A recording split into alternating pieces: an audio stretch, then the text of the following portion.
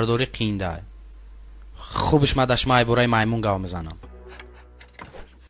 3 دهانگا وای دوست بود. گنده.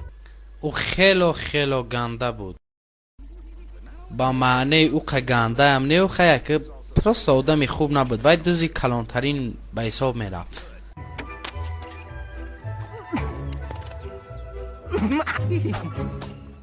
خونم سوخت.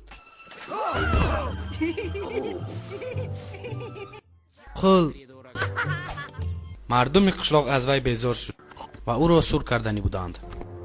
گم شو. این کار بفایده بود. روز آنها از عدل نو میلیسه را جیغ زدند.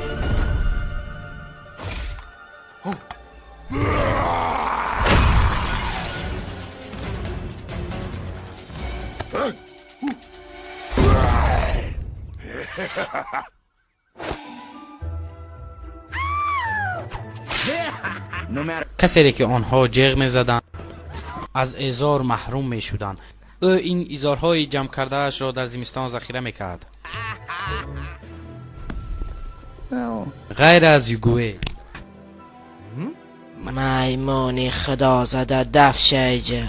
اگر تو مرا زنی ما دف میشم. اگر ما ترزم تا ازار تا دمم اتی. اسم بقا فهمیدی؟ او ایزار نداشت. مایلاش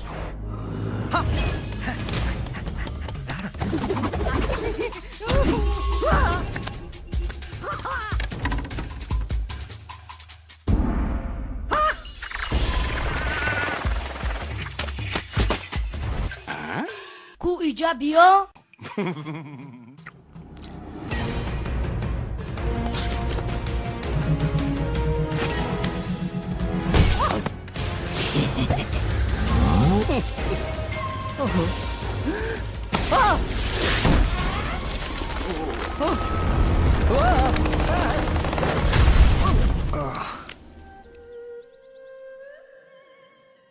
تو ما یردم دادی؟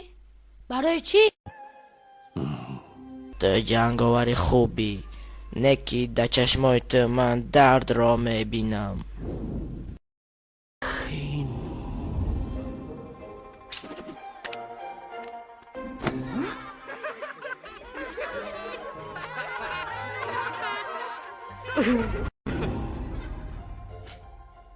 شما مرا زده. اکو ما میرم. پدن علت بست تا ایجا نرو. تو بچی خوبی. همی جده بست. دزدی تا بس کنه کی فهمیدی؟ ازار دزدی؟ زندگی ای. رحمت استاد. در همین وقت میمون یک از پیریامای کنفو را از خورد کرد و این پیریام خوبی می باشد. میمون خوب